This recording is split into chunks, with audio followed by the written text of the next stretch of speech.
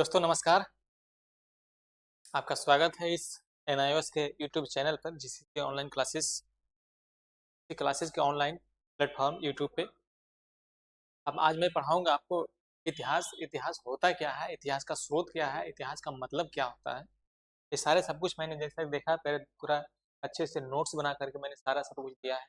यहाँ पर देख रहे हो जीसीसी एनआईओएस क्लासेस, देख लो यहाँ पे जो है जी। यहाँ पर क्या है, जीसीसी एनआईओएस क्लासेज जो है यहाँ पर समझ जीसीसी एनआईओएस क्लासेज, इसी में जो है इसी का आपको सारा मैं बताऊंगा। सारा सब कुछ मैं नोट्स बना करके सारा सब कुछ आपको एक रिटन में दे रहा हूँ आपको सारा। इतना से आपको मैं लगता है कि जितना मैं पढ़ा दूंगा क्वेश्चन आंसर सारा सब कुछ मैं करा दूंगा। कोशिश करूंगा कि आज एक लेक्चर में पूरा कंप्लीट हो जाए। और यहाँ तक की सारा बात है कि इतिहास को मेरे ऊपर छोड़ दो भाई।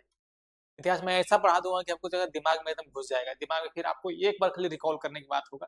एग्जाम से पहले एक बार सिर्फ आप देख लोगे, मेरा लेक्चर को एक बार सुन लोगे, अब वहाँ पर जाकर के ऑटोमेटिक है यहाँ पर पूरा पूरा आंसर लिख करके आओगे। गारंटी के साथ कहता हूँ, अगर जो आपका हैंड राइटिंग सही है तो 100 में से 95 नंबर आपको, 95% आपका कोई रोड नहीं रोक रहा है। यहाँ पर बातें समझ में आ रही है। चलो यहाँ पर मैं स्टार्ट करता हूँ। यहाँ पर क्या है, जैसे यहाँ देख लो अंडरस्टैंडिंग हिस्ट्री।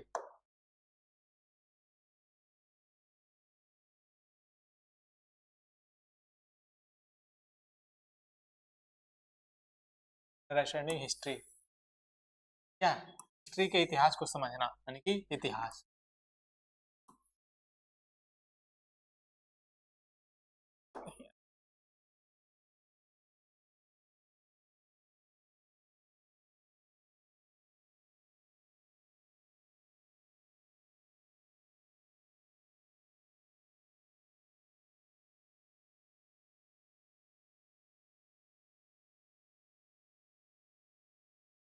इतिहास को समझना, इतिहास को समझना मतलब समझ रहे हैं।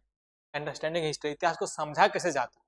इतिहास का मतलब समझना कि तरीका क्या है, किस तरह से एक सीक्वेंस वे में आपको चीजें मिल जाए ताकि आपको पढ़ने में आसानी हो, समझने में आसानी हो। कि सीक्वेंस यानी कि क्रोनोलॉजी, क्रोनोलॉजी क्रम में आपको मिल जाएगा एक जगह समरी बन करके। तो आपको क्या दिक्कत है समझ। यहाँ पर सारी मैं आपको बताऊंगा कैसे कैसे क्या होता है इतिहास में। ऋग्वेद क्या होता है, सामवेद क्या है, अथर्ववेद क्या है, यजुर्वेद क्या है, कौन कौन से वेद में क्या क्या चीज बातें लिखी गई है, ये सारा सब कुछ मैं बताऊंगा। जैसे यहाँ का क्या है, history is the study of past events of understanding humans conquered the their environment. यानी कि बीती हुई घटनाओं को अध्ययन को इतिहास कहते हैं। यहाँ का बीती हुई घटना, यहाँ तक बातें समझ में आ रही है आपको। बीती हुई घटना जो है,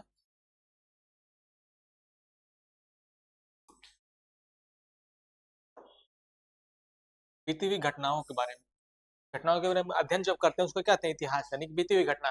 मान लीजिए आज मेरे साथ कुछ हुआ, या मेरे घर में किसी साथ ऐसा कुछ हुआ।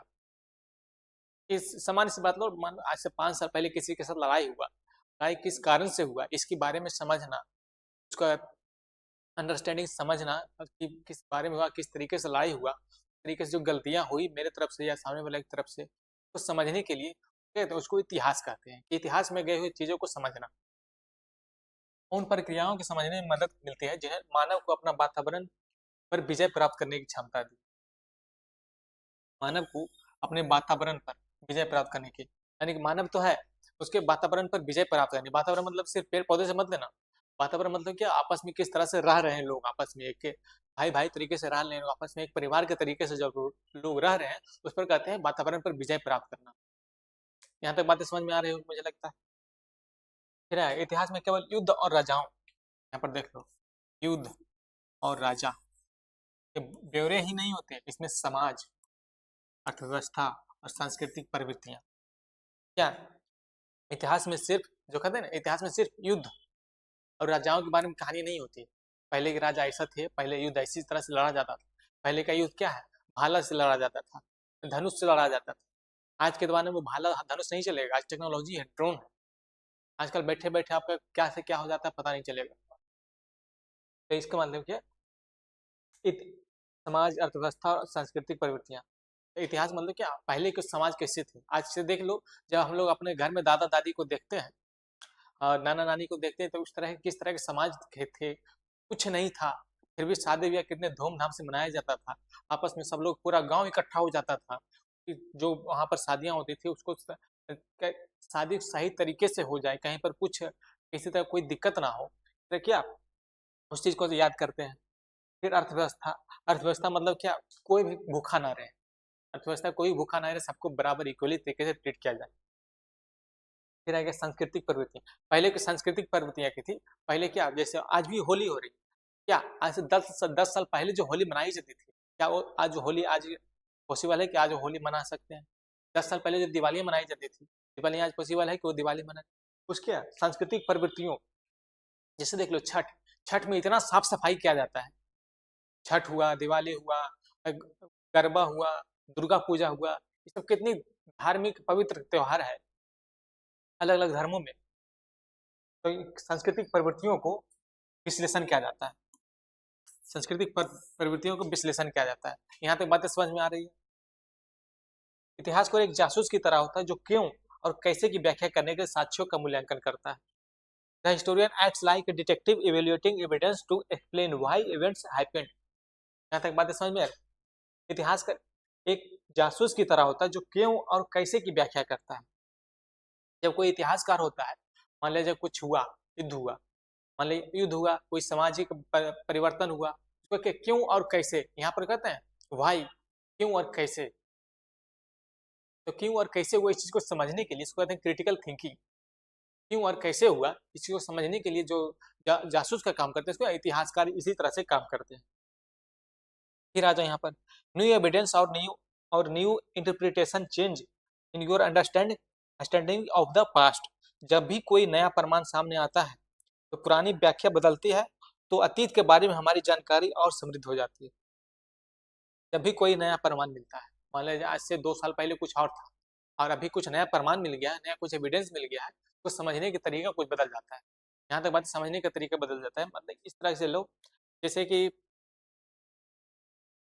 आज से 5 साल पहले देख लो, कोविड आया। कोविड सबसे नया लेटेस्ट एग्जांपल में कोविड आया। कोविड में उस टाइम पता नहीं क्या क्या भ्रांतियां फैली, इतनी भ्रांतियां फैले, ये हो जाएगा वो हो जाएगा, इतना डरावना हो गया, इतना डर पैदा कर दिया। इसका मतलब क्या हुआ, कोविड आया, उसके फिर नया प्रमाण आया कि नहीं, कोविड इस तरीके से होता है, इस तरह से ये आता है, ये वैक्सीन निकलती है, ये इस तरह से काम करता है, वैक्सीन 2 डोज में देना है, बूस्टर डोज देना है। तो मतलब क्या हुआ, इसके बारे में जो अतीत के बारे में हमारी जानकारी समृद्ध होती है। कोविड आया, उसके बाद जो जब प्रमाण मिला तो कोविड को सोचने का तरीका बदल गया। इस यहाँ तक बात समझ में आ रही है? कोविड, आजकल किसी को कोविड होता है तो कहता है नहीं नॉर्मल है, ठीक हो जाएगा। अरे बहुत साल पहले टीबी होता था तो लगता है कि नहीं टीबी हो गया, अब तो ये बचना मुश्किल है। यहाँ तक बातें समझ में आ रही है? फिर देख लो यहाँ पर, हिस्टोरियन टॉक्स, इतिहासकार का काम क्या है, distinguish facts and fiction myth, तथ्य और कल्पनाओं के बीच अंतर करना। कोई तथ्य है, तथ्य मतलब क्या, फैक्ट, और कोई क्या, कोई मिथ है। और मिथ है मतलब कि फिक्शन है, मिथ है। तो मिथ मिथ को अंतर, बीच के अंतर स्पष्ट करना, नहीं कोई तथ्य है तो तथ्य ही रहना चाहिए, मिथ मिथ में उसको नहीं रहना। मिथ कहाँ पर होता है, एक होता है जब पढ़ते हैं, साहित्य पढ़ते हैं, वहां पर बहुत सारे मिथ्य को बताया जाता है। इतिहास में मिथ्य नहीं होता, वहां पर तथ्य होता है। तथ्य मतलब क्या, फैक्ट। वहाँ फैक्ट से जानकारी जाती है, इसलिए इतिहास कहा जाता है। इतिहास पढ़ना जरूरी है। इतिहास, सभी लोगों को अपना इतिहास के बारे में जानना जरूरी है। क्या कि आज के हमारे देश में जो इतिहासकार बने हैं, इतिहासकार जो लिखा है, क्या वो कितने सही है और उसकी क्या कमियां रही जो कि अब उस चीज को दोहराया ना जा सके। मान लीजिए अभी जो है पाकिस्तान से बार बार हम जीत रहे हैं, बार बार हम जीत, फिर भी वो लोग वही गलती वही भूल कर रहा है। भाई कब तक ये भूल करोगे? पाकिस्तान बार बार आके आता है, पीट के चला जाता है, बार बार आता है, पीट के चला जाता है। पता नहीं होगा कब समझ में आएगा ये सब बातें, कि मुश्किल है कि इतना पीटने के बाद भी हर बार पीटने के लिए चला जाता है। इसको इस तरह से कहता है, लात के देवता बात से नहीं मानते, उसको लात की जरूरत है, जबरदस्त लात की जरूरत है, कि ऐसा लात की जरूरत है फिर वो कभी आने वाले जनरेशन उसको तक उसको हिम्मत ना हो कि इस तरह से हिंदुस्तान के ऊपर आंख उठा करके देखे। मौखिक परंपराओं पर के बीच, घटनाओं के बीच स्मृतियां छिपी हो सकती है, पर उसकी जांच आवश्यक है। अगर जो कुछ कहा, मैंने कुछ कहा तो मेरी बातों को अगर सुनेगा कोई, क्या मेरी बात में ऐसा कुछ होगा कि नहीं, उसको लग रहा है मिथ है, जब उसको जांच करेगा तो क्या नहीं कहेगा नहीं ये प्रमाण के रूप में बिल्कुल सत्य है, और इसको पूरा मौखिक तौर पर क्या उसको प्रवृत्तियां बदल जाती है, तो फिर एक बदल जाता है, उसके जांच की आवश्यक होती है कि उसको जांचना चाहिए। यहाँ तक बातें समझ में आ रही है आपको? फिर यहाँ पर आएगा source do not speak for the themselves, historian interpret them. यानी स्रोत स्वयं नहीं बोलते, इतिहास को उनकी व्याख्या करते हैं। अगर कोई भी स्रोत मिला है तो स्वयं नहीं बोलता, बल्कि इतिहासकार उसको व्याख्या करता है। क्या चीज व्याख्या करता है? जैसे कोई मान लीजिए हड़प्पा सभ्यता में गए, तो हड़प्पा सभ्यता में कुछ बोलता नहीं है, उसको व्याख्या करता है कि हड़प्पा सभ्यता में इस लोग से इस तरह से लोग रहते थे, इस तरह से लोग रहते हैं। यहाँ तक बातें समझ आ रहे हैं? हड़प्पा में बहुत सारा तेज, मान लीजिए अभी भीमबेटका गुफा में गए, भीमबेटका गुफा कहाँ है? मध्य प्रदेश में रायसेन जिला में आता है, अब्दुल्ला नामक स्टेशन के पास है। यहाँ तक बातें समझ में आ रही है? तो वहाँ गए कि यहाँ बहुत सारे फिगर बना हुआ, चित्र बना हुआ है, तो उस चित्र में हम उसको व्याख्या करते हैं, चित्र में क्या लिखा है, में क्या क्या पहले के लोग कैसे व्याख्या करते थे, पहले लोग कैसे शिकार करते थे, शिकार के लोग पीछा करते थे, ये सब सारा पिक्चर आपको दिया गया है। आगे मैं पढ़ाऊंगा जब ये सब चीज के बारे में, तो आपको और ज्यादा clear and neat and clean and clear हो जाएगा आपको कि नहीं ये सही बात है। ये यहाँ पर क्या उसको इतिहास बोलता नहीं है उसको, बल्कि इतिहासकार उसको व्याख्या करके उसको अब हमारे सामने रख देते हैं। यहाँ पर क्या है, फिर यहाँ पर देख लो, यहाँ पर 1826 में 1826 में 1826 में Charles Masson high ball high balls tower, Charles Masson ने ऊंची दीवारें और मीनारें देखी। ऐसा था, ऊंची दीवार और मीनार देखो।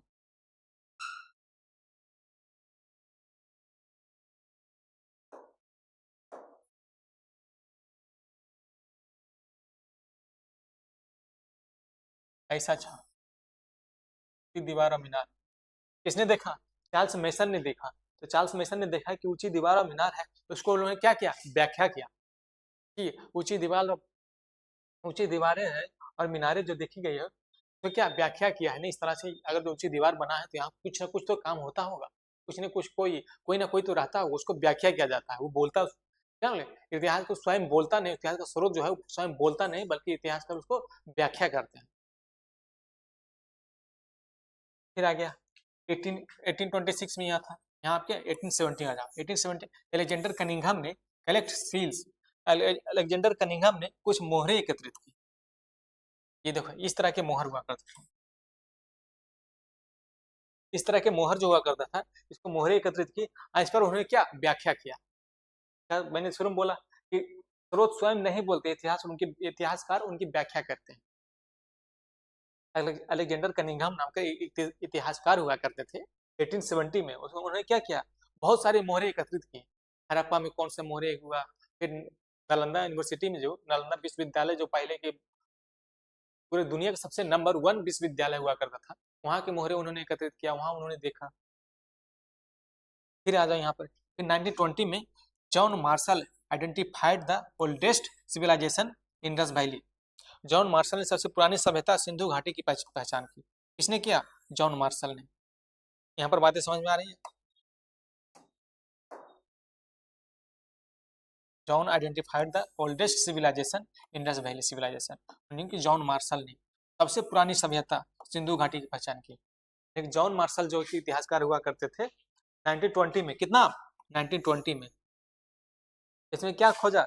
सबसे पुरानी दुनिया की सबसे पुरानी सभ्यता अगर जो कोई है तो हड़प्पा सभ्यता है। यहाँ तक बातें समझ में आ रही है? फिर देखो केस स्टडी में आ जाओ, क्रॉस वेरिफिकेशन, यहाँ क्रॉस वेरिफिकेशन करते हैं। यहाँ पर यहाँ क्रॉस वेरिफिकेशन में क्या आता है? क्या conflict king Harshvardhan versus Pulakeshin second. यहाँ तक बातें समझ में? पुलकेशिन सेकंड क्या है? यहाँ पर राजा हर्षवर्धन बनाम पुलकेशिन द्वितीय। राजा हर्षवर्धन जो थे, राजा हर्षवर्धन उसका जो कवि थे, कवि दरबार थे, कवि कवि दरबारी जो होता है, कवि रखता था लोग, वो मनोरंजन के लिए या तो फिर अपने बारे में कुछ कहने के लिए, कुछ कहें आने वाले जो उसका जनरेशन हो वो उसके बारे में जाने समझे। यहाँ पर जब जानेगा समझेगा नहीं तो उसकी क्या, कोई भी जब इतिहासकार लिखता है, मान लीजिए मैं अपने इतिहास पर लिखूंगा, कोई भी इतिहासकार दुनिया को कोई इतिहासकार उठा लो, कुछ न कुछ ऐसा चीज जरूर छुपा लेगा जो उसको लिखनी चाहिए थी नहीं लिखा। कुछ अब कुछ कोई भी इतिहासकार देगा ऐसा उठा लो, यानी कि जो चीज नहीं लिखनी चाहिए थी वो चीज उन्होंने लिखा। हाँ, तो ये होता है इंटरप्रिटेशन। बाणभट्ट द्वारा रचित हर्षचरित में हर्ष का पराजय का उल्लेख नहीं है। देख लो, बाणभट्ट यहाँ पर आइए ना, बाणभट्ट। बाणभट्ट जो है क्या, राजा हर्षवर्धन क्या दरबारी कवि हुआ करते थे, और उन्होंने एक पुस्तक लिखा, क्या उस पुस्तक का नाम क्या है, हर्षचरित। उस पुस्तक का नाम है हर्षचरित। हर्षचरित में हर्ष का पराजय का उल्लेख नहीं है। तो यही होता है, देखो हिस्टोरियन का यही होता है, उसमें जो हर्ष का पराजय का उल्लेख नहीं है। उल्लेख किस में है, तो नंबर बी में आ जाओ, inscription. Pulakeshin second inscription claim victory over Harsha. Pulakeshin द्वितीय के शिलालेख में हर्ष को हराने का दावा किया जाता है। यानी कि क्या, जो अपने दरबारी कवि थे, दरबारी कवि कौन थे, बाणभट्ट। हर्षवर्धन के दरबारी कवि कौन थे, बाणभट्ट। और बाणभट्ट जो है उसमें एक बुक लिखा, उस बुक का नाम क्या है, हर्षचरित। हर्षचरित में उन्होंने क्या है, पुलकेशिन राजा हर्षवर्धन को हराने का उल्लेख नहीं किया गया। और हराने का उल्लेख किसमें है, पुलकेशिन द्वितीय के, पुलकेशिन सेकंड के शिलालेख में, सेकंड के शिलालेख में, सेकंड के शिलालेख में हर्ष को हराने का दावा किया जाता है। यही है पुलकेशिन सेकंड के शिलालेख, यही है, देखो ये है हर्षवर्धन का, ये पुलकेशिन सेकंड। पुलकेशिन सेकंड यहाँ पर मतलब क्या है, यानी कि एक तरफ हिस्टोरियन कहता है कि नहीं मेरे राजा हारा नहीं, एक तरफ कहता है कि मैंने तुम्हें हराया। यहाँ तक बात समझ में आ रही है।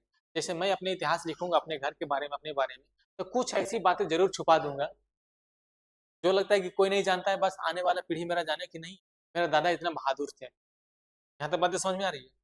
बट मेरे दादा के सामने जो और लोग थे उन्होंने ऐसा कुछ देखा, ऐसा कुछ किया, उन्हें वो अपना पुस्तक में क्या लिखा, मैंने तुम्हारे दादा को हराया था युद्ध में। यहाँ तक बातें समझ में आ रही है। यहाँ पर देखो कंक्लूजन में यहाँ पर क्या आएगा, poets often hide their patron failure, cross verification is essential. कवि अक्सर अपने आश्रयदाता विफलताओं को छिपाते हैं, साक्ष्यों को मिलाना आवश्यकता है।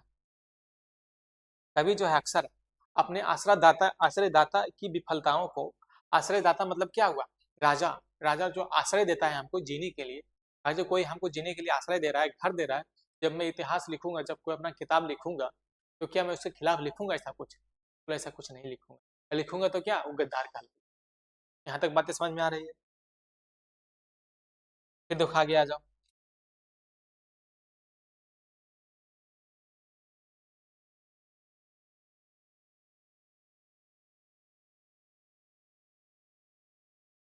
यहाँ तक बातें समझ में आ रही है आपको। फिर आ जाओ सेकंड पे, थर्ड पे, बस थर्ड पेज में आ जाओ। यहाँ पर देखो वेद। वेद जो है एक पेड़, अच्छे इसे समझो, देखो जहाँ यहाँ तक मैंने देखो किस तरह से मैंने प्रिंटिंग फीड फॉर्म में लिया है, मेहनत लगती है इस चीज को बनाने में, आप समझा इस तरह को, इस बात को। वेद है, वेद क्या है, एक पेड़ की तरह है। उसमें क्या, मान लो जब मेरे पिताजी एक भाई है, अब मैं अपने पिता से 4 भाई का जन्म हुआ, ठीक है, 4 भाई का जन्म, सबका अलग अलग रिचुअल्स रहता है, सबका अलग अलग काम रहता है, सबका अलग अलग व्यवहार रहता है। यहाँ तक ये बातें समझने की बात है। ये वेद क्या है, वेद जो है एक पेड़ की तरह है। अब वेद एक पेड़ की तरह जब होता है तो उसमें क्या है, सबसे बड़ा वेद क्या है, सबसे पुरानी वेद क्या है, यानी कि ऋग्वेद। ऋग्वेद में क्या है, प्रार्थना है, प्रार्थना एवं मुख्य ग्रंथ है। ऋग्वेद में क्या है, प्रार्थना है। सबसे पहली अगर जो कुछ होता है, मान लीजिए यहाँ पर आ जाओ, कोई भी जब क्लास में जाते हैं तो क्या सबसे पहले उस क्लास में जाने से पहले क्या प्रार्थना गाई जाती है कि नहीं, प्रार्थना करते हैं कि नहीं आज का दिन मेरा अच्छा, इस तरह से करते हैं। फिर सेकंड में आ जाओ, सामवेद। सामवेद में क्या है, गायन प्रार्थना है, सामवेद में गायन। सामवेद को इस तरह से याद कर लो, साम मतलब क्या, इसका मतलब याद करो संगीत। यहाँ तक बातें समझ में आ रही है। सामवेद में संगीत का उल्लेख है और ऋग्वेद में प्रार्थना का उल्लेख है। फिर आ जाओ यजुर्वेद में, यजुर्वेद में क्या है, कर्म कांड का उल्लेख है। यजुर्वेद में क्या है, कर्म कांड का उल्लेख है। यही सब यजुर्वेद से ही क्या, जितना कर्म कांड आज भी हो रहा है ना, सब वहीं से आया है, यजुर्वेद से ही। एक बात ध्यान रख। फिर आ जाओ अथर्ववेद में, अथर्ववेद में जादू टोना। अथर्ववेद में क्या है, जादू टोना। अथर्ववेद में क्या नहीं कहता है कि अथर्व में जादू टोना हो रहा है, ऐसे हो रहा है। और जो किसी का बच्चे, आज तो इतना साइंस डेवलप हो गया है कि जैसे किसी का ब्लड ग्रुप नहीं मिल रहा है, किसी का नेगेटिव है पॉजिटिव है, तो आज का आपने देखा होगा कि पहले के लोग क्या होते थे, आज का अक्सर छठे महीने सातवें में फर्स्ट बच्चे सही हो जाते थे और सेकंड बच्चे थर्ड बच्चे क्या डेथ हो जाता था, और नेगेटिव ब्लड ग्रुप आने के कारण। अब तो शायद वैक्सीन आ गया है, सुई आ गया है, इंजेक्शन आ गया, एक दवाई साइंस आगे डेवलप आ गया। पहले के लोग क्या कहते थे कि नहीं ये जादू टोना हो गया इसलिए इसके बच्चे डेथ हो रहे हैं, जबकि बीमारी की वजह से उसका डेथ हो रहा था, वो कहते नहीं कोई जादू टोना कर दिया इसलिए बच्चे डेथ हो रहा था। धीरे धीरे में दवाई की कहानी आ जाती है। यहाँ तक बातें समझ में आ रही। Upanishad Vedanta philosophical discuss on soul. Upanishad क्या है? आत्मा और परमात्मा के संबंधी का दार्शनिक विवेचना करता है। उपनिषद क्या है? आत्मा और परमात्मा, यानी कि हमारे और उनके बीच, हमारे और उनके बीच, मेरा आत्मा उनकी परमात्मा के बीच क्या करता है? संबंध की दार्शनिक विवेचना करता है। क्या संबंध है उसका दार्शनिक विवेचना करता है, फिलोसफिकल कंक्लूजन करता है, फिलोसफिकल डिस्कशन करता है। यहाँ तक बातें समझ में आ रही है आपको? फिर आ जा the epic compiled by 400 AD. 400 AD में क्या कहता है? जैसे 400 एडी, एडी और बीसी समझ रहे हो? एक होता है एडी, एक होता है बीसी। यहाँ तक बातें समझ। एडी मतलब क्या? एनो डोमिनी। एडी मतलब क्या हुआ? एडी मतलब क्या? ईसा मसीह के जन्म के बाद। और बीसी मतलब क्या हुआ? ईसा मसीह के जन्म के पहले, बिफोर क्राइस्ट। समझ रहे हो यहाँ पर बात? तो एडी, एडी मतलब क्या? ईसा मसीह के 400 ईस्वी के बाद, मतलब 400 ईस्वी में क्या महाभारत आया। महाभारत में क्या 8800 यानी कि 8800, 8800 भारत में 24,000 महाभारत में क्या 1 लाख वर्सेज, यानी वर्ष मतलब क्या श्लोक, यानी कि 8800 इसमें श्लोक था, 88 8800 24,000 श्लोक इसमें क्या भारत में, महाभारत में क्या 1 लाख श्लोक था। यहाँ तक बात समझ में आ रही। फिर बताओ रामायण में कितने श्लोक थे? रामायण में क्या 6,000 श्लोक हुआ, फिर 12,000 श्लोक हुआ, फिर 24,000 श्लोक हुआ, बढ़ते चला गया। यहाँ तक बातें समझ, जितना उसको विवेचना करेंगे उतना वो बढ़ते चला जाएगा। यहाँ तक आपकी बातें समझ में आ रही होगी।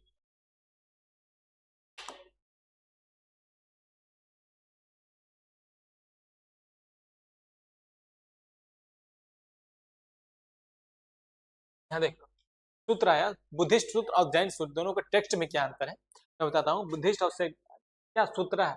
Rules for grand royal sacrifice, यानी कि बड़े बड़े बलि और यज्ञों के नियम सूत्र में दिखाएगा। सूत्र है जो सूत्रा 6000 से 300 बीसी, 600 से 300 बीसी, यानी कि उल्टा क्रम में आ रहा है। यहाँ एडी, यहाँ पर बीसी है ना, एडी बीसी मतलब क्या ईसा मसीह के जन्म के पहले, यानी कि उल्टा चलता था उधर से, क्योंकि 600 से 300 आया, 300 से 100 आ गया, 100 से 0 आ गया, 0 से फिर क्या, फिर वो बढ़ता चला जाएगा। आज हम लोग क्या मिल रहे हैं? एडी में, एनो डोमिनी में। यहाँ तक बात समझ में आ रही है। बड़े बड़े यज्ञों, बड़े बड़े बलि और यज्ञों के नियम थे, यानी कि सूत्र में क्या था? सूत्र बुद्ध सूत्र, एक सूत्र हुआ था। सूत्र में क्या बड़े बड़े बलि और यज्ञ के नियम थे उसमें, कि बड़े बड़े बलि दिए जाएंगे। वही बलि आज भी हमारी प्रथाओं में आती है क्या, कि बड़े बड़े देवताओं के पास बलि दिया जाता है। देख लो कलकत्ता में काली माता के मंदिर का बड़े बड़े बलि दिया जाता है। आज भी हमारे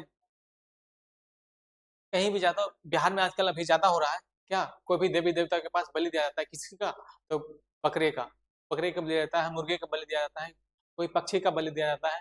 कहाँ पर सब अलग अलग देवताओं के पास अलग अलग बलि दिया जाता है। यहाँ तक बातें समझ में आ रही है। तो क्या सूत्र में ये सब चीजों का वर्णन है। यहाँ तक बातें समझ में क्या क्या गृह सूत्र में, गृह rules for domestic rituals, birth marriage and funeral. Funeral में क्या अंत्येष्टि, अंत्येष्टि, अंत्येष्टि मतलब क्या होता है? मरने के बाद जो कर्म होता है वो उसको अंत्येष्टि कहते हैं। घरेलू अनुष्ठानों में क्या होता है? जन्म हुआ, विवाह हुआ, अंत्येष्टि के नियम है। इसमें क्या गृह सूत्र में आता है, घरेलू अनुष्ठान अनुष्ठान में। यहाँ तक गृह सूत्र घरेलू अनुष्ठान में क्या क्या आता है? एक बात को मैं 5 बार बता रहा हूँ इसलिए कि आपको कम से कम सुनने में आपको कम से कम ये चीज आ जाए कि नहीं मैंने पढ़ाया था और आपने इस उस चीज को कितने ध्यान से सुना, इसके ऊपर आपको निर्भर करता है। यहाँ तक बात समझ में आ रही है। जैसे यहाँ पर क्या है, जन्म, विवाह और अंत्येष्टि। अंत्येष्टि मतलब क्या, मरने के बाद जो काम क्रिया होता है, मरने के बाद जो उसका जो सारा कर्म कांड होता है उसको अंत्येष्टि कहते हैं। फिर आ गया बुद्धिस्ट लिटरेचर। बुद्धिस्ट लिटरेचर में सबसे पहले लिखा गया किस लैंग्वेज में? यहाँ पर लिखा गया पाली लैंग्वेज में।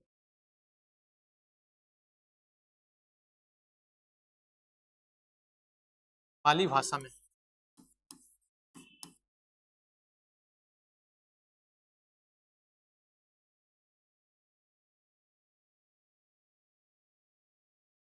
पाली भाषा में। यहाँ तक बात है, बुद्धिस्ट लिटरेचर जो किस भाषा में लिखा गया, तो पाली भाषा में लिखा गया है, पाली लैंग्वेज में लिखा गया। पाली लैंग्वेज में क्या है देखता है, जातका। जातका स्टोरी जब बुद्धा 550 प्रीवियस बर्थ, यानी कि बुद्ध के जन्म से 550 वर्ष पहले का जो लिखा गया उसको क्या कहते हैं, जातक कहते हैं।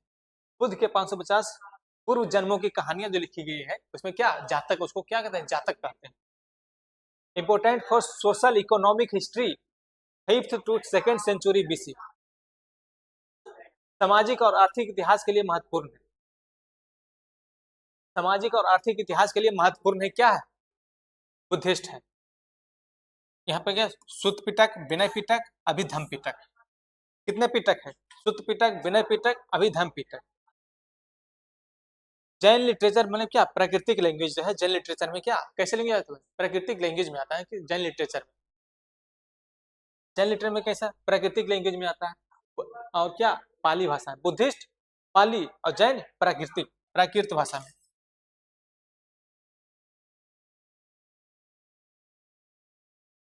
प्राकृत भाषा में। जैन लिटरेचर किस भाषा में, प्राकृत भाषा में। बुद्धि लिटरेचर किस भाषा में है, पाली भाषा में। यहाँ तक बात समझ में, दोनों बुद्धिस्ट पाली, जैन प्राकृतिक भाषा में लिखा गया है। यहाँ तक बातें समझ में आ रही है आपको। अंग, फिलोसफिकल कंसेप्ट, दार्शनिक अवधारणाएं। अंग में compiled in Vallabhi Gujarat in 6th century AD, ईसा की 6ठी शताब्दी में बल्लभी गुजरात में संकलित किया गया। क्या, ईसा की 6ठी शताब्दी यानी कि एडी, यानी कि 600 ईस्वी में क्या, गुजरात में जो बल्लभी नामक जगह है वहां पर क्या हुआ, उसका उस चीज को जैन जैन धर्म जो लिखा गया है, जैन जैन साहित्य को लिखा गया है प्राकृतिक लैंग्वेज में, तो कहाँ लिखा गया है, गुजरात के बल्लभी नामक स्थान पे लिखा गया है। यहाँ तक बात समझ आ रही, गुजरात के बल्लभी नामक स्थान पे लिखा गया है। चलिए इस पर आगे बढ़ता हूँ।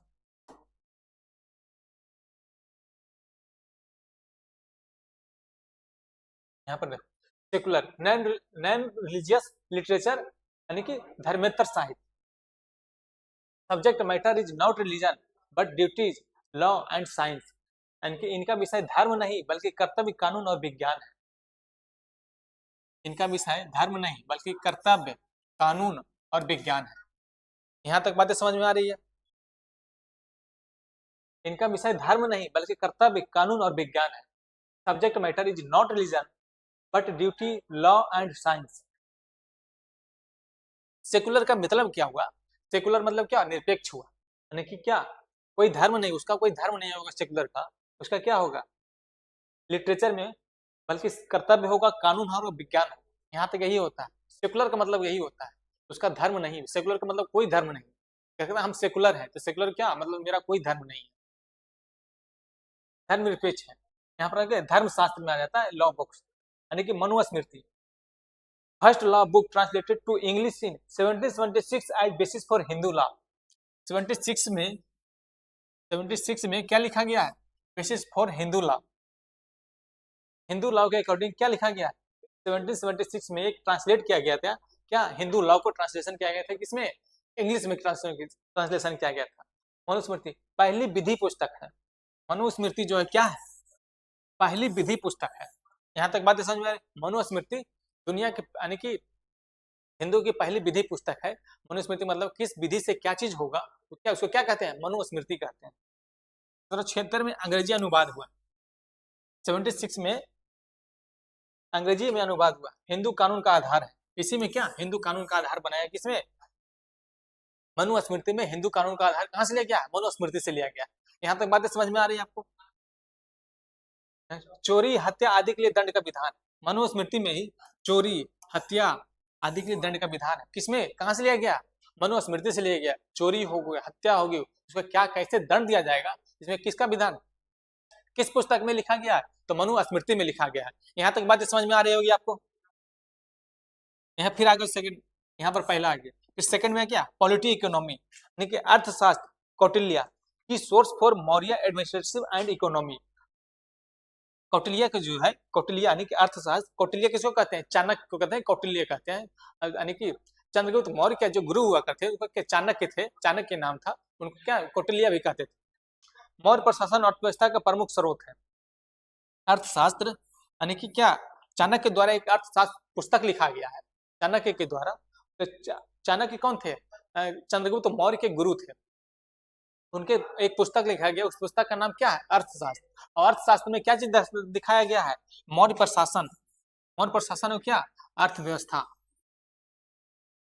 यहाँ तक बातें समझ में आ रही है? मौर्य प्रशासन और अर्थव्यवस्था का प्रमुख स्रोत है। यहाँ तक बातें समझ में आ रही है?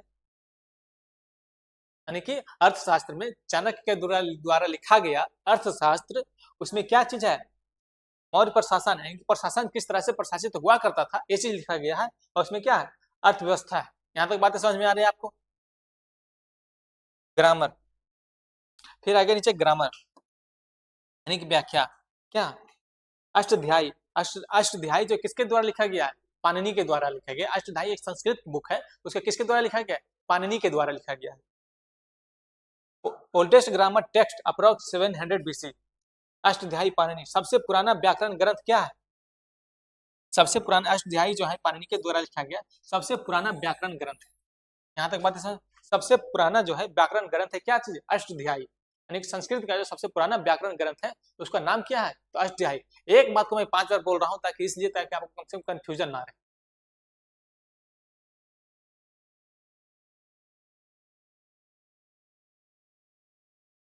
Creative literature and biographics.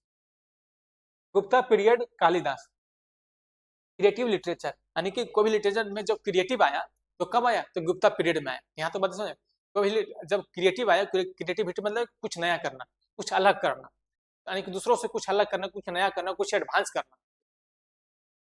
जैसे आजकल टेक्नोलॉजी में है, जैसे एआई से बढ़कर कुछ और आ सकता है, तो कहते हैं क्रिएटिव पीरियड है। ये क्रिएटिव पीरियड कब आया? गुप्ता पीरियड में आया। क्रिएटिव पीरियड कब आया? गुप्ता पीरियड में आया। और क्या इन्हें किसने लाया?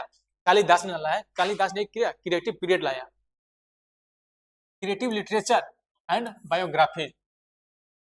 Famous work Abhijnana Shakuntalam, Ritu Samhara and Meghadutam. प्रसिद्ध रचनाएं इनके क्या है? अभिज्ञान शकुंतलम, ऋतु संहार और मेघदूतम। ये सब किनके द्वारा लिखा गया है? कालिदास के द्वारा।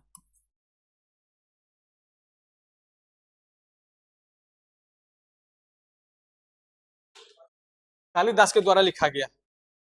यहाँ तक बात समझ में आ रही? अभिज्ञान शकुंतलम, ऋतु संहार और मेघदूतम किसके द्वारा लिखा गया? कालिदास के द्वारा लिखा गया। किस पीरियड में लिखा गया? गुप्ता पीरियड में लिखा गया।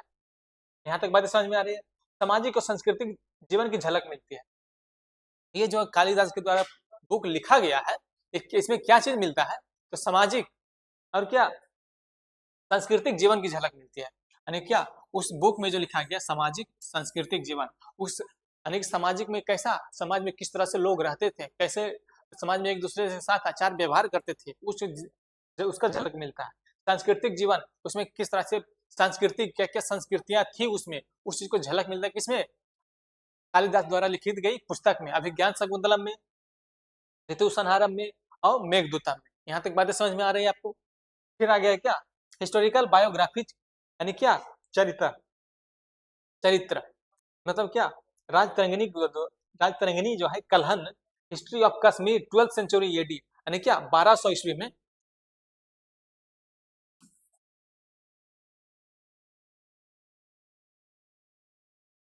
1200 ईस्वी में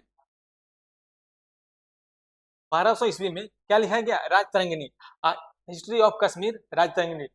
राजतरंगिणी किसके द्वारा लिखा गया? कलहन के द्वारा लिखा है। राजतरंगिणी किसके द्वारा लिखा गया? कलहन के द्वारा। किस विषय पर लिखा गया? कश्मीर का इतिहास के बारे में लिखा गया है। क्या? कश्मीर का इतिहास। यहाँ पर क्वेश्चन आएगा, राजतरंगिणी किसके द्वारा लिखा गया है? तो कलहन के द्वारा लिखा गया है। और किस किस विषय पर लिखा गया है? तो कश्मीर का इतिहास लिखा गया इसमें। किसमें? राजतरंगिणी में। यहाँ तक बातें समझ में आ रही है आपको? फिर हर्षचरित द्वारा लिखा गया। क्या? हर्षचरित बाणभट्ट के द्वारा लिखा गया। किसके? राजा हर्षवर्धन की जीवनी है ये। राजा हर्षवर्धन की जीवनी क्या है? हर्षचरित। हर्षचरित लिखा किसने? तो बाणभट्ट ने लिखा। यहाँ तक बातें समझिए। आही बाणभट्ट में क्या कि आश्रयदाताओं के खिलाफ कोई इतिहास नहीं मिलता है, नहीं लिखा। तो पुलकेशिन सेकंड था जिन्होंने कहा कि नहीं, मैंने हर्षवर्धन को हराया था। यहाँ पर होता है केस स्टडी, क्रॉस एग्जामिन, इसी को कहते हैं। फिर आ क्या है? कोट पोएट्स ऑफेन यानी कि एक्सैगरेटेड देयर पैट्रोन अचीवमेंट्स।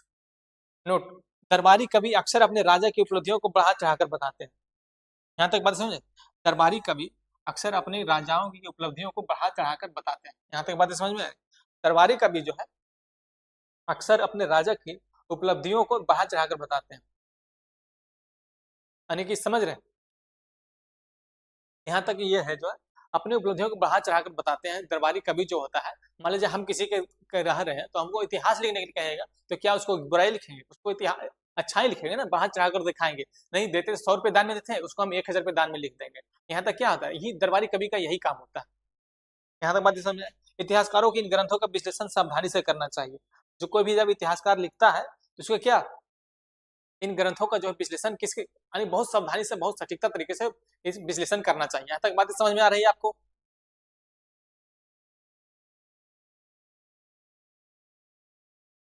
फिर आ गए यहाँ पर संगम साहित्य। संगम साहित्य कहाँ का है?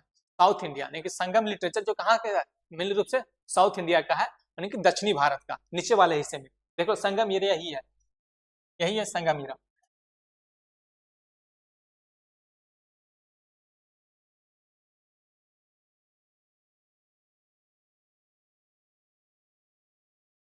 संगम एरिया यही है।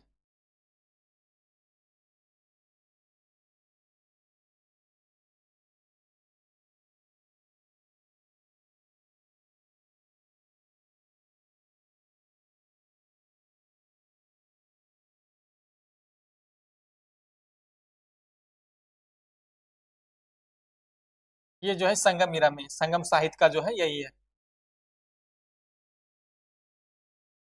संगम साहित्य देख रहे हो, संगम साहित्य मेरे उसमें कहाँ है, यानी कि उस चीज में है, यानी कि संगम साहित्य तमिलनाडु, आंध्र प्रदेश, तेलंगाना वगैरह में क्या संगम साहित्य लिखा है? क्या तमिलनाडु में, उसमें तमिल में, तमिलनाडु में सबसे ज्यादा क्या संगम साहित्य लिखा गया है। संगम साहित्य सबसे ज्यादा कहाँ का है? तमिलनाडु का है। सबसे प्रारंभिक तमिल साहित्य जो कवियों के सम्मेलन में संगम रचा, सबसे प्रारंभिक तमिल साहित्य है जो कवियों के सम्मेलनों में संगम रचा गया, सम्मेलनों में रचा गया। कवि के सम्मेलन में जो रचा गया उसको क्या कहते हैं, कौन सा साहित्य? तमिल साहित्य कहते हैं। यहाँ तक बातें समझ में आ रही है? Time period first 4 centuries AD, 300 BC to and 300 AD, यानी कि 300 बीसी से लेकर के 300 एडी, यानी कि तीन, यानी कि टोटल कितना हो गया? 600 ईस्वी, यानी कि 600 साल तक, 600 वर्ष तक के, 600 ईयर तक के, मतलब क्या समय काल ईसा की पहली 4 शताब्दियां दर्शाई गई है। यहाँ तक बात समझ में आ रही है? जैसे क्या नायकों राजाओं की प्रशंसा में रची गई छोटी लंबी कविताएं हैं। नायकों राजाओं की प्रशंसा में रची गई छोटी और लंबी कविताएं हैं। यहाँ तक समझ रहे? नायक हो और राजाओं की प्रशंसा में रची गई छोटी और लंबी कविताएं हैं। यहाँ तक बात समझ में आ रही है? लेकिन 300 बीसी से लेकर के 300 एडी तक के क्या नायकों और राजाओं की प्रशंसा में रची गई छोटी और लंबी कविताएं हैं। छोटी और लंबी कविता, यहाँ तक बात समझ में आ रही है आपको? शिल्पदिकारम और मणिमेकलई, शिल्पदिकारम और मणिमेकलई, यहाँ तक बात समझ आए? शिल्पदिकारम और मणिमेकलई, यहाँ पर जो लिखी गई कविता है इसमें क्या कौन कौन सी कविता लिखी है? शिल्पदिकारम और मणिमेकलई लिखा गया। यहाँ तक बातें समझ में आ रही है आपको? अब क्या सिग्निफिकेंट आ गया, सिग्निफिकेंस।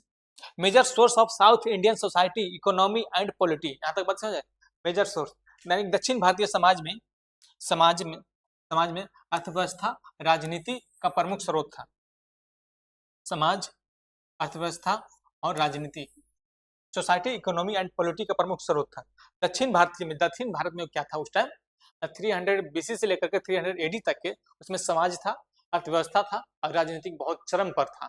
यहाँ तक बात समझ में? दक्षिण भारतीय के इतिहास में जो है, यानी कि इसलिए कहा जाता है कि तमिल सबसे पुराना सबसे पुराने साहित्यों में से क्या कौन से साहित्य है? तो तमिल साहित्य। इसलिए कहा जाता है हिंदी भाषी का इतना विरोध करने के लिए, क्योंकि उसका इतिहास जो है बहुत पुराना है तमिल का। कन्नड़ में उतना विरोध नहीं होता है हिंदी का, मलयालम में उतना विरोध नहीं होता है हिंदी का, मराठी में उतना विरोध नहीं होता है हिंदी का, गुजराती में उतना विरोध नहीं होता है हिंदी का। सबसे ज्यादा विरोध करने वाला कोई होता है हिंदी पट्टी वाले को, तो क्या ये तमिल में होता है, तमिलनाडु में होता है इसका। यहाँ तक बातें समझ में आ रही है आपको?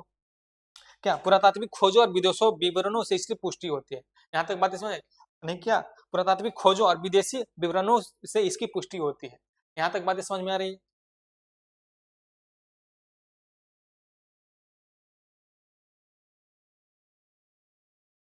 फिर आ जाएगा non literature source of inscription अभिलेख, इसका कोई सोर्स नहीं है, यानी कि कोई साहित्य में इसका लिखा नहीं गया है, साहित्य में लिखा नहीं गया है। और इसका कहाँ मिलता है, ये अभिलेख में मिलता है। अभिलेख का मतलब क्या, छोटे छोटे पत्थर पे दीवार पे जो उत्कीर्णित किया गया है, चिन्हित किया गया है, लिखा गया, उस पे किसी का फोटो बनाया गया है, उसको अभिलेख कहते हैं। और उसी अभिलेख को वर्णन करके इतिहासकारों ने जो लिखा है उसी को उसको एक इतिहासकार जो लिखा गया है उसको पर मैं यहाँ पर बता रहा हूँ।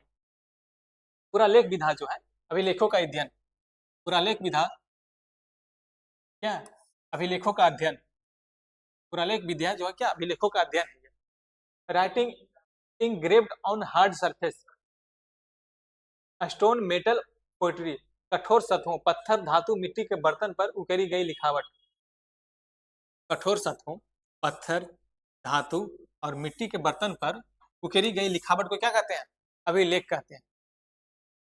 अभिलेख यानी कठोर सतह, यानी कोई लोहे का है और कोई पकी हुई मिट्टी का है और कोई बहुत बड़ा पत्थर हो, उस पर उकेरी गई लिखावट, उकेरी गई यानी कोई चित्र बनाया गया, उकेरी गई यानी कि पत्थरों से, यानी कि बहुत आज भी देख रहे होगे कहीं जो मैं तो एक जगह गया, इस जगह जाने का मौका मिला, अवसर मिला, राजगीर गया था, तो राजगीर में बहुत से पत्थर पर छोटी छोटी बातें लिखी हुई है, उसी को अभिलेख कहते हैं। क्या, prashasti, inscription composed by poets in praise of king, prashasti राजाओं की प्रशंसा में कवियों द्वारा लिखे गए अभिलेख।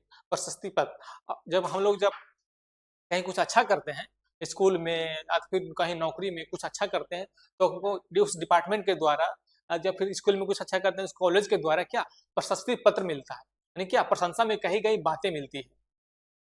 यहाँ तक राजाओं की प्रशंसा में कवियों द्वारा कहे गए अभिलेख को क्या कहते हैं, प्रशस्ति कहते हैं। यहाँ तक बातें समझ में आ रही है। फिर है सम्राट अशोक, यहाँ पर देख लो, सम्राट अशोक अभिलेखों का व्यापक प्रयोग करने वाला प्रथम शासक था। सम्राट अशोक जो है अभिलेखों का व्यापक प्रयोग करने वाला क्या, प्रथम शासक था। सम्राट अशोक का यही है, अशोक चिन्ह यही होता है, अशोक चक्र। यहाँ पर देख लो, ये अशोक चक्र है, ये अशोक चक्र हुआ। अशोक चक्र में कितनी तिलियां रहती है, 24 तिलियां रहती है। यहाँ तक बातें समझ में आ रही है। और कुछ फैक्ट बताते जा रहा हूँ। अशोक चक्र में 24 तिलियां, जो सिंह दिखा रहा है शेर, कितने सिंह है यहाँ पर, एक तो देख रहा है, 1 2 और 3, एक इसका पीछे है चौथा। यहाँ तक बातें 4 शेर, यानी कि अशोक स्तंभ में कितने शेर बताए गए हैं, 4 शेर बताए गए। अशोक स्तंभ में 4 शेर दिखते हैं। यहाँ तक बताए, एक पीछे है। क्या, script Brahmi main India written by left, फिर क्या, खरोष्ठी में लिखा गया नॉर्थ वेस्ट में, written by right to left. Greek Aramaic Afghanistan में, फोर्ड लोकल एंड अंडरस्टैंडिंग। यहाँ तक क्या, देखिए ब्राह्मी लिपि जो है, ब्राह्मी लिपि किसके लिखा, कैसे लिखा गया है, लेफ्ट टू राइट, यानी कि इधर से लिखा गया है। यहाँ इस तरह से लिखा गया, लेफ्ट यानी कि इधर से लिखते हैं। और फिर आइए खरोष्ठी लिपि में क्या गया, राइट टू लेफ्ट। खरोष्ठी लिपि में ऐसे लिखा गया है, ऐसे करके लिखा गया है। फिर यहाँ पे ब्राह्मणी यानी कि अशोक का जो अभिलेख लिखा गया, मेनली किस में लिखा गया, तो ब्राह्मी लिपि में लिखा गया। ब्राह्मी लिपि कैसे लिखा था, लेफ्ट टू राइट। ब्राह्मी लिपि कैसे लिखा था, लेफ्ट टू राइट। यहाँ तक बातें समझ में आ रही है। लिपि को पढ़ना, 1837 में जेम्स प्रिंसेप ने ब्राह्मी लिपि को पढ़ने में सफलता प्राप्त की। यहाँ तक बता, जेम्स प्रिंसेप लिपि को पढ़ना, 1837 जेम्स प्रिंसेप एक इतिहासकार हुआ करते थे। उन्होंने क्या, ब्राह्मी लिपि को पढ़ना, क्या क्या पढ़ने में उसको सफलता हासिल की, सफलता प्राप्त की। यहाँ तक बातें समझ में आ रही है आपको।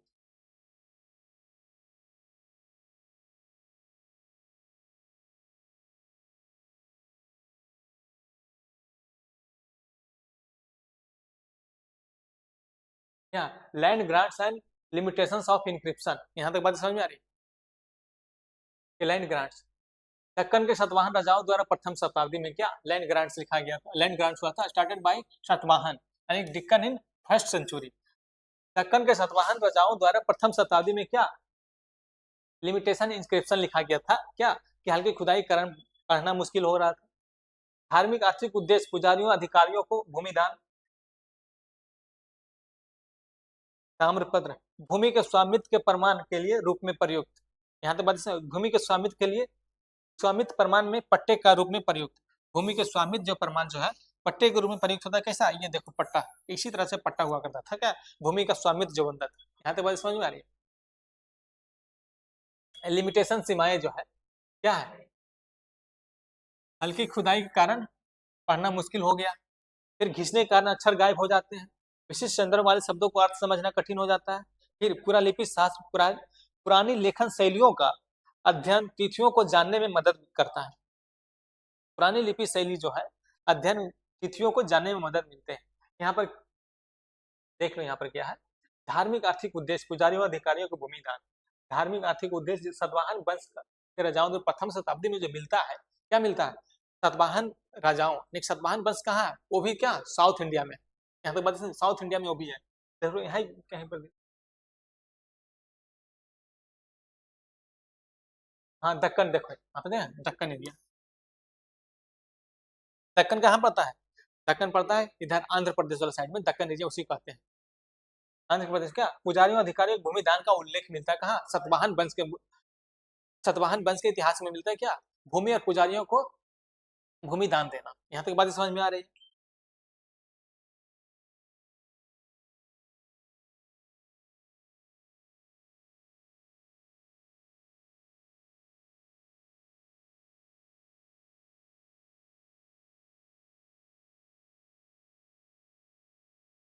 क्वाइंस, नुमिस, मैट्रिक्स, मुद्रा शास्त्र। मुद्रा शास्त्र सिक्कों का अध्ययन राजाओं देवताओं धातु विज्ञान। मुद्रा शास्त्र मतलब क्या होता है, सिक्कों को जो अध्ययन करते हैं उसको क्या कहते हैं, मुद्रा शास्त्र। मान लीजिए किसी की बीमारी के बारे में पढ़ते हैं तो क्या होता है, मान लिया जाए कि जैसे किडनी के बारे में जब अध्ययन करते हैं क्या कहते हैं, नेफ्रोलॉजी। ठीक है, नेफ्रॉन की इकाई को क्या कहते हैं, किडनी कहते हैं, नेफ्रोलॉजी, गायनिकोलॉजी, न्यूरोलॉजी। दिमाग के बारे में जहाँ कुछ पढ़ते हैं गहराई से पढ़ते हैं क्या, न्यूरोलॉजी करते हैं। फिर कोई हड्डियों के बारे में पढ़ते हैं क्या कहते हैं, ऑर्थोलॉजी। उस तरह क्या है, जब मुद्रों के बारे में पढ़ते हैं क्या, मुद्रा शास्त्र कहते हैं। ठीक है, नुमिस्मेटिक्स स्टडी ऑफ कॉइन्स, यानी कि कॉइन्स का स्टडी कहते हैं, नुमिस्मेटिक्स कहते हैं। इसमें क्या चित्र दिया गया है, राजा गया, देवता गया, धातु विज्ञान और शुद्धता को। देखो यहाँ पर क्या है, आहत सिक्के, पंचमार्क सिक्के में क्या सिल्वर और कॉपर मिला हुआ होता था, उसको आहत सिक्के चांदी तांबा। सिक्स सेंचुरी बीसी, यानी क्या 6 सेंचुरी बीसी मतलब क्या, ईसा मसीह के जन्म से 6 सेंचुरी यानी 600 साल पहले ये दिखाया गया है। पंचमार्क सिक्के इसी को कहते हैं, आहत सिक्के। फिर इंडो ग्रीक यानी कि हिंदी अवन, राजाओं के नाम चित्र वाले पहले सिक्के हैं। इंडो ग्रीक में जो है हिंदी अवन में राजाओं के नाम वाले चित्र पहले सिक्के हैं। यहाँ पर देखो, यहाँ पर देखो इस सिक्के में क्या राजा का फोटो है, कहाँ का राजा का फोटो है, हिंदी अवन का राजा का फोटो है। ये पंचमार्क सिक्के हुआ। यहाँ पर देखो कैसे पंचमार्क सिक्के, ये यहाँ तक ये बातें समझ में आ रही है। फिर है क्या कुषाण, पहले सोने के सिक्के, पहले सोने के सिक्के जारी करने वाला कौन से शासक थे, तो कुषाण शासक थे। देख लो यहीं पर ये कुषाण शासक थे, इन्होंने ही सोने के सिक्के जारी किए थे। यहाँ तक बातें समझ में आ रही है। फिर है गुप्ता पीरियड में शानदार सोने के सिक्के शुद्धता, यानी कि सबसे शुद्ध सोने के सिक्के कौन जारी किया, तो गुप्ता में। और सबसे पहले सोने के सिक्के जारी किसने किया, ठीक है, कुषाण शासक ने। यहाँ तक बात समझ में आ रही है। फिर मैं आपको बताया, सबसे पहले सोने के सिक्के जारी करने वाला कौन, कुषाण, और सबसे शुद्ध सोने के सिक्के जारी करने वाला कौन, ये गुप्ता। समझ में आ रही बातें को।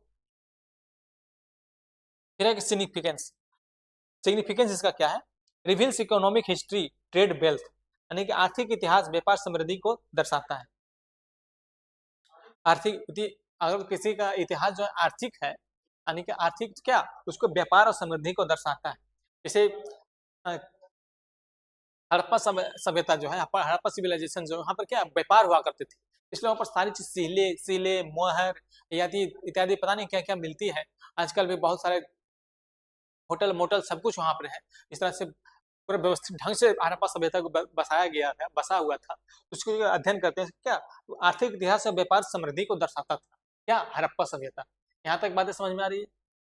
फिर व्यापारी संघों ने भी सिक्के जारी किए, व्यापारिक प्रभाव, यानी क्या अभी जो देख रहे हैं पूरा, यानी कि देख रहे हो कि जैसे डॉलर इतना ऊपर चला गया, डॉलर की मनमानी है एक तरह से, अमेरिका वालों को डॉलर की मनमानी है। डॉलर की मनमानी कैसे है, हर किसी पे चाहे तो बैन लगा देता है, हर किसी पे इतना टैरिफ बढ़ा देता है, कितना टैरिफ लगेगा भाई। उसी तरह से भारत और कुछ लोगों को मिलकर जो सबसे ज्यादा व्यापारी किससे आता है, यूरोप सबसे ज्यादा व्यापारी होता है तो एशिया महाद्वीप से होता है, एशिया महादेश से होता है। एशिया महादेश वालों ने एक विकल्प की राह ढूंढ रहा है कि ब्रिक्स देशों मिल करके क्या एक नया एक नया सिक्का जारी किया जाए, एक नया मुद्रा जारी किया जाए, चाहे ब्रिक्स कॉइन, चाहे ब्रिक्स ऐसा कुछ नाम दे करके, वहां डॉलर नाम दिया गया है, जिसका कुछ और नाम दे करके क्या आपस में ही ब्रिक्स में एक समानांतर पैरेलल एक क्या सिक्का जारी चलेगा, सिक्का चलेगा। यहाँ तक बातें समझ में आ रही है?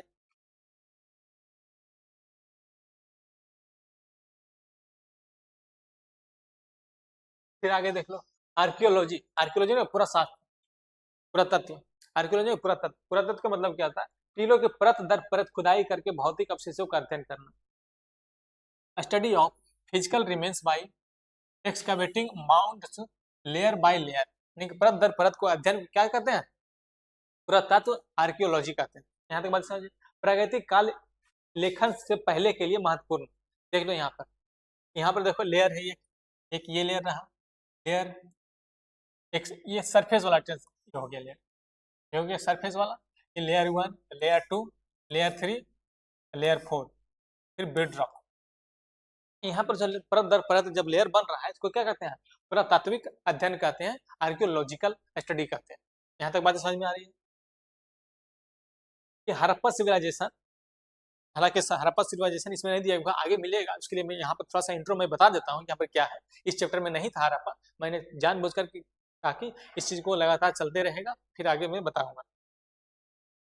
Harappa civilisation and had writing but it remains undiscovered archaeology in the only source, यानी कि हड़प्पा सभ्यता जो है क्या 2500 ईसा पूर्व लेखन कला थी, लेकिन अभी तक पढ़ी नहीं जा सकी, पुरातत्व ही इसके एकमात्र स्रोत है। यहाँ तक हड़प्पा सभ्यता में जो लेखन कला थी उसको अभी तक नहीं पढ़ा जा सका।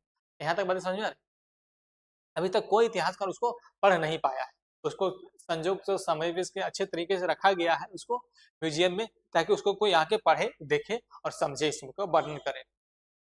फिर आ गया human evolution, Manav Vikas, tools found from 7 lakh year ago, क्या 7 लाख साल पुराने औजार मिले। मानव विकास है कितने साल पुराने मिले? 7 लाख साल पुराने औजार मिले। कैसे औजार मिले? कभी हड्डियों का बना हुआ औजार मिला, तो कभी पेड़ के टहनियों से बना हुआ औजार मिला, पत्थरों के औजार मिले। यहाँ पर सारे मैं आपको बताऊंगा, पत्थरों के औजार मिलते थे, हड्डियों के बने से औजार मिलते थे, खुरपी के औजार मिलते थे, बहुत सारे खेती करने के औजार मिलते थे, हल मिलते थे। लेकिन कितना, यहीं से मानव विकास शुरू हुआ। फिर क्या, megalith South India, large stone burials containing pottery tools and weapons. Third सीबीसी, महापाषाण दक्षिण भारत, बड़े पत्थरों की बाली कब्रें जिनमें बर्तन, औजार और हथियार मिलते थे। यह क्या, महापाषाण जो है दक्षिण भारत में क्या बड़े पत्थरों वाली कब्रें जिनमें बर्तन, औजार और क्या हथियार मिलते थे। यहाँ तक बात समझ रहे? महापाषाण जो है बड़े पत्थरों वाले कब्रें जिनमें बर्तन, औजार और हथियार मिलते थे। यहाँ तक बात समझ रहे? बड़े पत्थरों वाली कब्रें जिनमें बर्तन, औजार और हथियार मिलते थे, क्या महापाषाण काल कहते हैं। दक्षिण भारत के महापाषाण काल में क्या मिला? बर्तन, औजार और हथियार। एक बात को मैं 3 बार बोल रहा हूँ, 4 बार बोल रहा हूँ, ताकि आपको दिमाग में घुसे। यहाँ तक बातें समझ में आ रही है?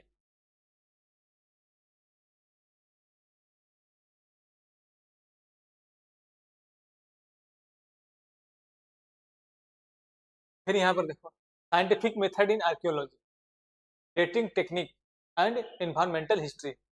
डेटिंग टेक्निक क्या है? रेडियो कार्बन डेटिंग जो होता है, कार्बन 14, कार्बनिक पदार्थों, लकड़ी, हड्डी, रेडियो धर्मिति का क्षय को मापना।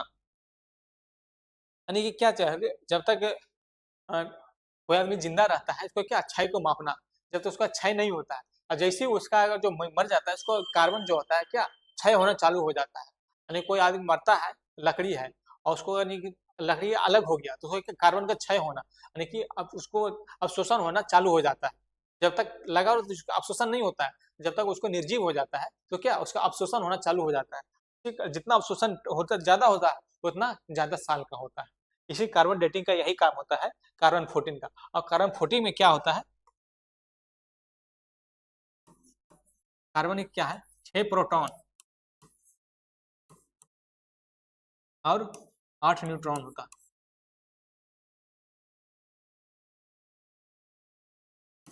6+8। यहाँ तक बातें समझ में आ रही है? कार्बन डेटिंग का यही होता है। फिर आगे होता है इन्वायरमेंटल हिस्ट्री में, pollen analysis, traces history of climate and vegetation, प्राग विश्लेषण। जलवायु और वनस्पति इतिहास का पता लगाता है। पराग विश्लेषण जो है क्या, जलवायु और वनस्पति इतिहास का पता लगाता है।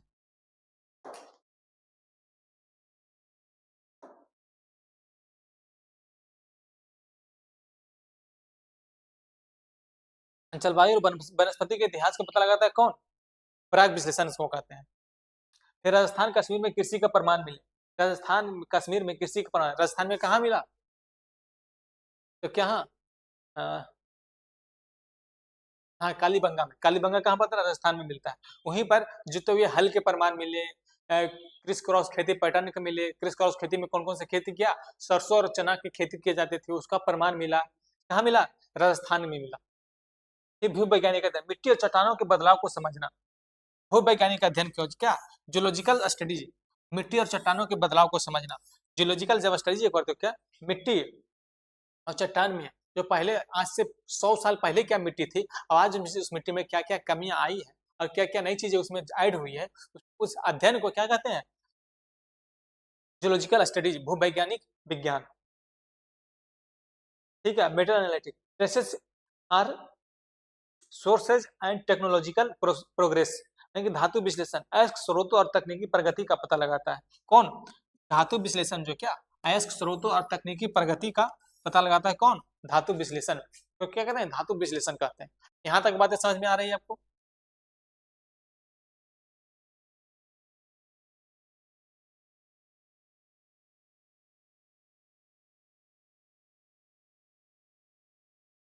यहाँ तक की बातें समझ में आ रही है क्या, फॉरेन अकाउंट, विदेशी विवरण। अब यहाँ से आता है विदेशी विवरण क्या होता है। फॉरेन अकाउंट, अकाउंट मतलब क्या, विदेशी विवरण में क्या क्या चीजें शामिल होती है, यानी राजदूत और तीर्थ यात्री व्यापारी के रूप में आए, यानी कि विदेशी यात्री जब आए तो लोग सबसे पहले यहाँ से आना कैसे शुरू हुआ, विदेशी यात्री किस लिए आए, यानी कि क्या, बिजनेस के लिए आए कि हम यहाँ से व्यापार करना चाहते हैं, बिजनेस करना चाहते हैं। अंग्रेज भी उसी तरह से आया था कि हम यहाँ से व्यापार करना चाहते हैं, बिजनेस करना चाहते हैं। यहाँ तक बात है, ये यात्री राजदूत तीर्थ यात्री बनकर आए और व्यापारी के रूप में आए। यहाँ तक बातें समझ में आ रही है। फ्रॉम ग्रीस, क्या, वेस्ट ग्रीक रोमन,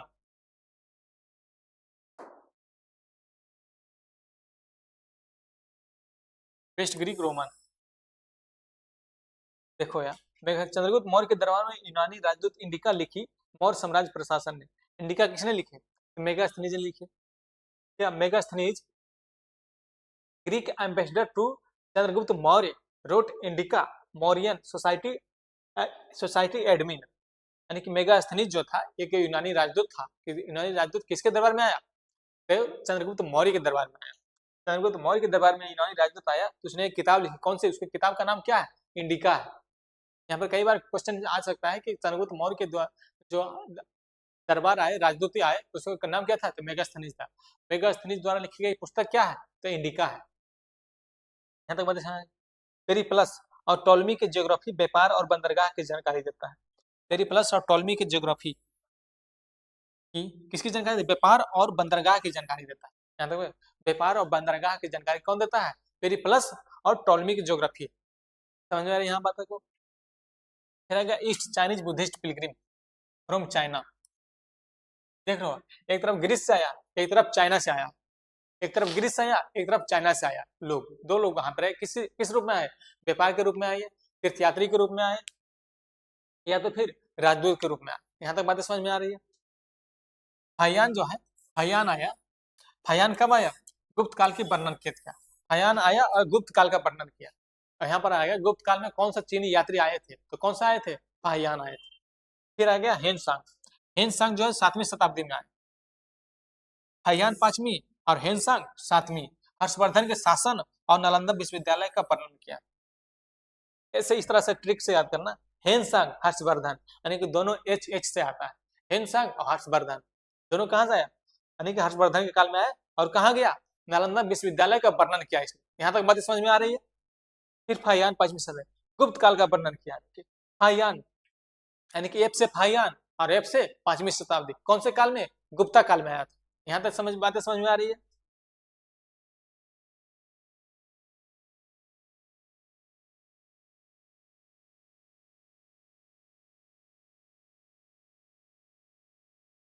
फिर आएगा चेंजिंग कॉन्सेप्ट हिस्ट्री,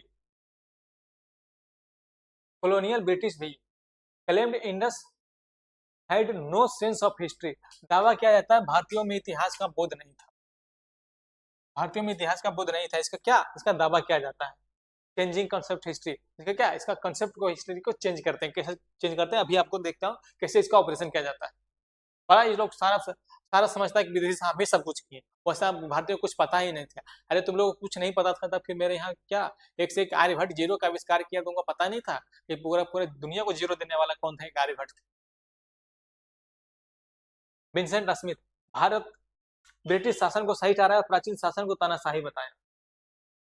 विंसेंट शासन और प्राचीन शासन को तानाशाही बताया। यहाँ पर देख लो कितना ये विंसेंट स्मिथ अपने को कितना बड़ा स्मार्ट समझता था।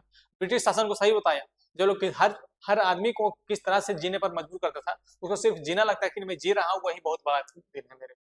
और प्राचीन शासन को तानाशाही बताया। प्राचीन शासन में हम लोग को इतना अच्छा था, इतना हम लोग विज्ञान डेवलप हो चुका था कि क्या बताएं।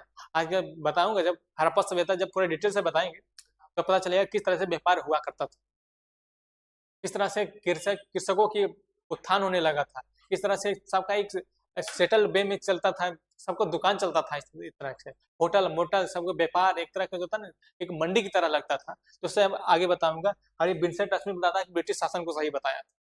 कहाँ गया ब्रिटिश शासन, इसे कहते हैं कि इतिहास पढ़ना जरूरी है। आरजी भंडारकर और बीके राजवाड़े जैसे इतिहासकारों ने सामाजिक राजनीतिक इतिहास को फिर से लिखा। यहाँ पर देखो आरजी भंडारकर और क्या बीके राजवाड़े, इतिहासकारों सामाजिक राजनीतिक इतिहास को फिर से लिखा। इन्होंने फिर से लिखा, इसमें क्या लिखा, केपी जायसवाल प्राचीन भारत में गणतंत्र अस्तित्व को सिद्ध किया। केपी जायसवाल जो है प्राचीन भारत में गणतंत्र यानी कि स्वशासन के अस्तित्व को सिद्ध किया। केपी जायसवाल ने ही क्या प्राचीन भारत में गणतंत्र को सिद्ध किया, नहीं, प्राचीन भारत में एक गणतंत्र था, वहां पर तानाशाही नहीं था, राजतंत्र नहीं था, गणतंत्र था। वहां भी लोग चुन करके जाते थे, वोटिंग करके देते थे, उसको कहते हैं गणतंत्र कहते हैं। किसने लिखा, केपी जायसवाल ने लिखा। लिखो पीवी का ने लिखा धर्मशास्त्र का इतिहास लिखा। पीवी का ने क्या लिखा, धर्मशास्त्र का इतिहास लिखा। यहाँ तक बात समझ में आ रही है। कौन कौन से लोग कौन कौन से इतिहास लिखा, ये सारा सब कुछ मैं आपको बता रहा हूँ आजकल, सिर्फ ये इंट्रो है। अब फिर मैं आगे जब चैप्टर स्टार्ट करूंगा तो फिर बताऊंगा किस तरह से पूरा चलेगा, पूरा इतिहास चलेगा, कि आपको सुनकर देखने में पढ़ने में मजा आ जाएगा। राजनीति से सामाजिक और आर्थिक इतिहास की ओर बदलाव। यहाँ पे क्या, राजनीति से सामाजिक और आर्थिक इतिहास की ओर बदलाव। पोस्ट इंडिपेंडेंस जो है मॉडर्न हिस्ट्री में आपको बताऊंगा। मॉडर्न जब आजाद हुआ, देश आजाद हुआ, तो क्या राजनीति से सामाजिक और आर्थिक इतिहास की ओर बदलाव। राजनीति से सामाजिक और आर्थिक इतिहास में क्या हुआ, बदलाव हुआ। बातें समझ में आ रही। फिर देखो D D Kosambi L Basham focused on production common people and culture evolution. क्या उत्पादन उत्पादन आम लोगों और सांस्कृतिक विकास पर ध्यान केंद्रित किया। यहाँ तक बातें समझ में आ रही। डीडी कौशाम्बी और एल एल बसम जो इतिहासकार थे, उन्हें क्या किया, उत्पादन आम लोग संस्कृति के विकास और पर ध्यान केंद्रित किया। यहाँ तक बात इसमें उत्पादन आम लोगों और संस्कृति के विकास पर ध्यान केंद्रित किया। क्या यहाँ पर देखो सोसाइटी, ये हुआ सोसाइटी, इकोनॉमी एंड ये पॉलिटिक्स। यहाँ तक बातें समझ में आ रही है। किस तरह से अंग्रेज इतिहासकार ने भारत के इतिहास को किस तरह से गंदा किया, धूमिल किया, अब खराब बताया, यह तक भी देखने वाली बात है। यही इसलिए कहते हैं कि अपना इतिहास को जानना सबसे ज्यादा जरूरी है। कि अपना इतिहास जब जानोगे तब पता चलेगा मेरे इतिहास में क्या क्या कहाँ अच्छाई थी और किस किस लोगों ने इसको गलत तरीके से पेश किया, तोड़ मरोड़ कर पेश किया कि यहाँ पर ये चीज गलत था। हर चीज गलत ही गलत दिखाना किसके काम है, हर चीज गलत ही गलत दिखाना किसका काम है, ये अंग्रेजों का ये काम है कि हर चीज को जो सही है उसको भी गलत बताना। यहाँ तक बातें समझ में आ रही है।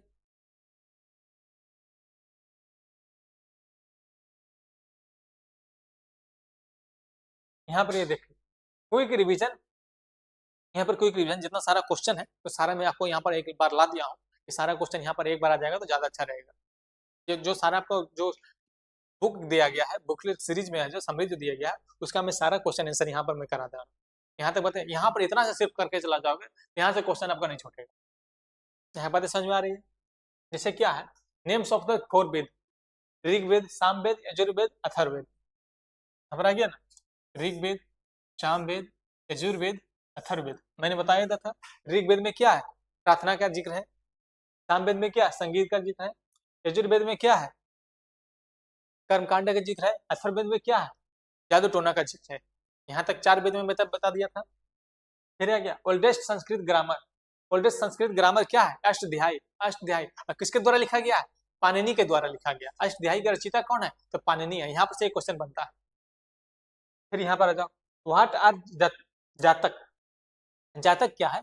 बुद्ध के जन्म हुआ, उसको पूर्व जन्मों की कहानियां जो लिखी गई है, उसको कहानियां जो संकलित किया गया है, तो क्या कहते हैं? उसको जातक कहते हैं। बुद्ध के जन्म के 550 वर्ष पूर्व जो कहानियों को संकलित किया गया है, उसको क्या कहते हैं? जातक कहते हैं।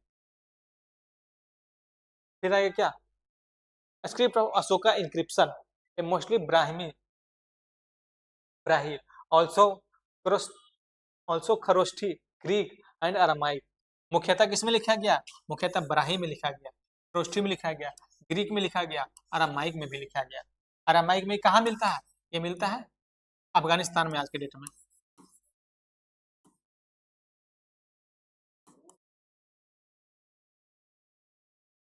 ये पर यहाँ नहीं आ रहा।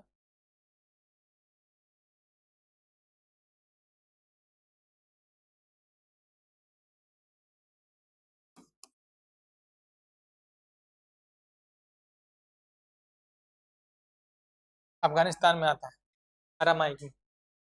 मुख्यतः जो है अशोका पीरियड में जो लिखा गया, उसमें क्या? ब्राही लिपि में लिखा गया, खरोष्ठी में लिखा गया, ग्रीक में लिखा गया, अरामाइक में लिखा गया। लिखा है कितने? चार। चार लिपि में लिखा गया। ब्राही में लिखा गया, खरोष्ठी में लिखा गया, ग्रीक में लिखा गया और अरामाइक में लिखा गया। यहाँ तक बातें समझ। अब मुख्यतः किसमें लिखा गया? मुख्यतः जो लिखा गया, सबसे ज्यादा लिखा गया, सबसे मुख्य रूप से लिखा गया, तो किस लिपि में लिखा गया? तो ब्राही लिपि में लिखा गया। First gold coins in India. First gold coins in India पता है?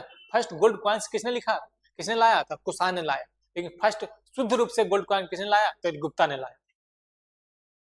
Utility of carbon 14 dating it determining age of wood bones from इनकी एक्सकेवेशन।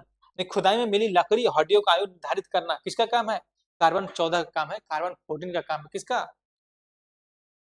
ये आयु निर्धारित करना।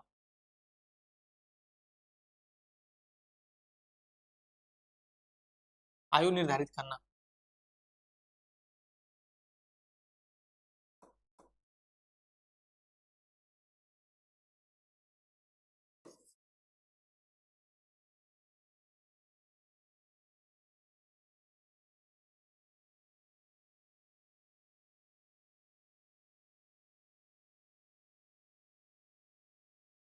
आयु निर्धारित करना, एज डिपेंड करना। मतलब क्या? इस कार्बन 14 का काम है। कार्बन 14 कैसे काम होता है? एज निर्धारित करता है, मैंने बता दिया था।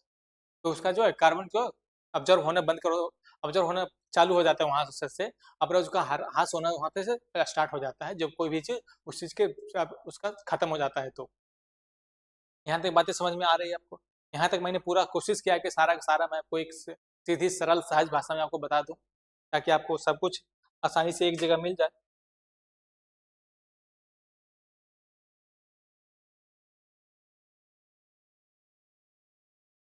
देख लो यहाँ पर बैठे हुए कुर्सी पे, मैंने आपको सिर्फ कुछ नहीं, आपको सिर्फ ये चीज इतना करना जितना मैं बताया हूँ उतना करके सारा एक नोट्स के रूप में मैंने पहले ही ऑलरेडी स्लाइड पे दे रखा है। कोशिश करूंगा कि आपके सब कुछ मिल जाए। तो यहाँ पर सारा सब कुछ आपको लिख लेना है, बस इसी वे में लिखना है, इसी यानी कि जितना हो सकता है सारा सब कुछ मैंने यहाँ पर बता दिया। यहाँ तक रहने देते हैं। अच्छा लगे तो शेयर करो, सब्सक्राइब करो। ये मेरे फीस के तौर पर मेरा एक रिक्वेस्ट है। और जहाँ तक जो कंप्लेंट हो, सजेशन हो, सारा सब कुछ दो। कंप्लेंट और सजेशन दोनों हम मांगते हैं। कुछ मेरी कमियां कमियां हर चीज, हर इंसान में कमियां होती है। कमियां किस में? अगर जिस इंसान में कमी नहीं है तो मैं उसको इंसान नहीं मानता, उसको भगवान ही मानता। अगर किसी में कमी नहीं है तो हर इंसान में कमी है, कितना भी बड़ा इंसान विद्वान क्यों ना हो। इसलिए मेरे कमियां अगर तुम्हें नजर आए तो भी कमेंट करना, और जो अच्छा लगे तो उसको भी शेयर और सब्सक्राइब जरूर करना और लाइक जरूर करना। यहाँ तक रहने देते हैं। जय हिंद, जय भारत, नमस्कार।